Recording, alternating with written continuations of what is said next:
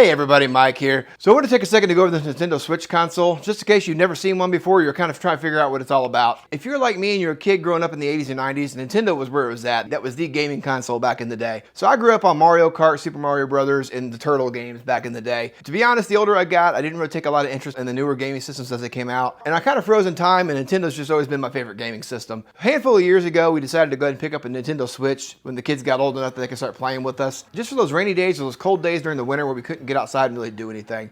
So we're not avid gamers. This isn't something we break out every single day, but it's a lot of fun when we do, and we're usually on this thing for 3 to 5 hours, it feels like, when we do break it out. We get a little carried away. Now what's cool about the Nintendo Switch is the portability. You can take this thing pretty much anywhere with you. Kind of has that old school feel, kind of like a Game Boy back in the day, that you could bring in the car with you, along with a handful of your few favorite games. But the other nice thing about this too is we can slap this thing up on a 65-inch screen with an HDMI connection and put it in a little docking station. We can all play this thing on a large screen and see what we're doing. Now, if you remember back in the day playing Mario Kart on those little bitty tube televisions, you can attest to how much better quality this is, how much nicer it's got to be able to see your screen and not squint to see the little players on the tiny screen. Another thing cool about this is it is Wi-Fi connected as well, so you can download games to the actual unit itself as long as you have enough memory built in to do so. Or you can buy the little cartridges and stick those in the top slot of the actual console itself and play those games as well. The other cool thing is you can subscribe to Nintendo's service where you can play online gaming with other people around the world, which is really neat because my sister-in-law wanted to be able to play her Nintendo Switch with our kids from time to time. So there for a while there, they were playing back and forth and interacting on the online, and I thought that was really cool. Now when it comes to the controllers on this thing, these are the two little Joy-Cons it comes with. They slide right on the console or slide off depending on how you're playing. Now if you decide you want to be able to play two-player with these controllers, you'll need to put one of these little slides on the controller itself, like so. And what that does is it gives you your left and right buttons on top so that you can play, and the other controller has one as well. The other cool thing that we've done that doesn't come with the Nintendo Switch, this is an add-on accessory, is these little grip controllers like you see here. And essentially it gives you the old school game controller feel. This makes it a one-player controller, obviously. It fits real nice in your hand. It's got a real sturdy feel to it. The other thing we did was we picked up an aftermarket controller as well so that they both could still play if they wanted to be able to use this grip as well.